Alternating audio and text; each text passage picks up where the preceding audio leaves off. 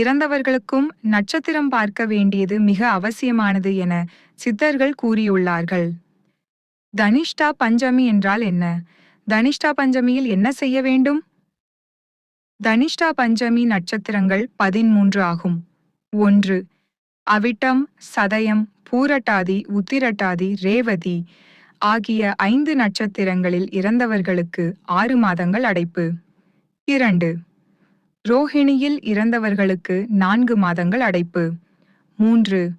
கார்த்திகை, உத்திரம் ஆகிய நட்சத்திரங்களில் இறந்தவர்களுக்கு 3 மாதங்கள் அடைப்பு.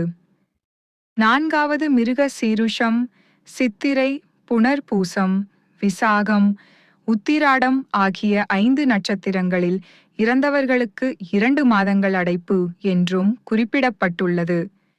பிறக்கும்போது நட்சத்திரத்தையும் இறப்புக்கு திதியையும் நாம் நினைவில் கொள்வோம். ஆனால் இறக்கும்போது நட்சத்திரம் பார்க்க வேண்டியது அவசியம் என்று சித்தர்கள் சொல்லி வைத்துள்ளனர். சில நட்சத்திரங்கள் அடைப்பு என்று வழங்கப்படுகின்றன. அது என்ன அடைப்பு? அதாவது கர்மவினை, வினைப்பயன் காரணமாக மேலுலகம் செல்வதற்கு ஏற்படும் தடையையே அடைப்பு என்று சொல்கொள்ள வேண்டும். சித்தர்கள் தனிஷ்டா பஞ்சமி என்றழைப்பதுவும் இந்த நட்சத்திரங்களில் ஏற்படும் மரணங்களைத்தான். தனிஷ்டா பஞ்சமி என்பது ஒரு துர்தேவதையாக சொல்லப்பட்டுள்ளது.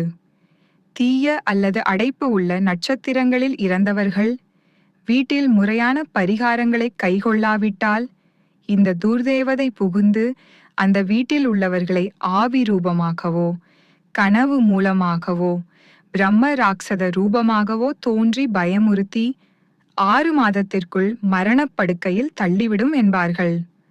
முக்தி பெற்ற உயிர்கள் கபாலம் திறந்து சூரியன் வழியாக ஒளிவடிவான இறைவனை அடைகின்றன.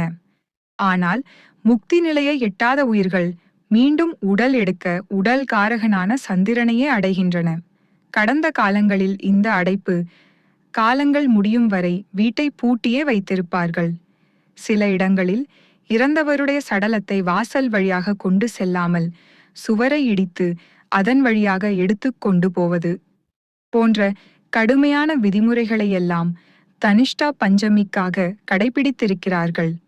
கூரையை பிரித்து அதன் வழியாக கூட சடலத்தை அப்புறப்படுத்தியுள்ளதை கேள்விப்படுகிறோம்.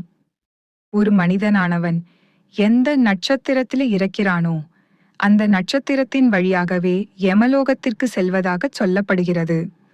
27 நட்சத்திரங்களில் இந்த தனிஷ்டா பஞ்சமி நட்சத்திரங்களான 13 நட்சத்திரங்கள் போக மீதமுள்ள 14 நட்சத்திரங்களில் இறப்பவர்கள் விரைவில் தடையேதுமின்றி யமலோகம் அடைகிறார்கள். தனிஷ்டா பஞ்சமி நட்சத்திரங்களில் இறந்தவர்கள் யமலோகம் சென்றடைய அந்த அடைப்பு என்று சொல்லப்பட்டுள்ள கால அவகாசம் தேவைப்படுகிறது. இதையே கருட புராணமும் உறுதிப்படுத்துகின்றது. இதற்கு பரிகாரமாக வீட்டையெல்லாம் இடிக்க தேவையில்லை. அந்த குறிப்பிட்ட காலம் வரை இறந்த இடத்தில் ஒரு திண்ணை அமைத்து மாலை நேரத்தில் தீபம் ஏற்றி தண்ணீர் நைவேத்தியம் வைத்து கற்பூர ஆரத்தி செய்து இறந்த இந்த உயிருக்கு உணவும் நீரும் சென்றடைய இறைவா நீ உதவ வேண்டும் என்று வேண்டிக்கொண்டு கற்பூர ஆராதனைக்கு பிறகு தீபம் அணையாதவாறு ஒரு கூடையை போட்டு மூடி வைத்துவிட வேண்டும்.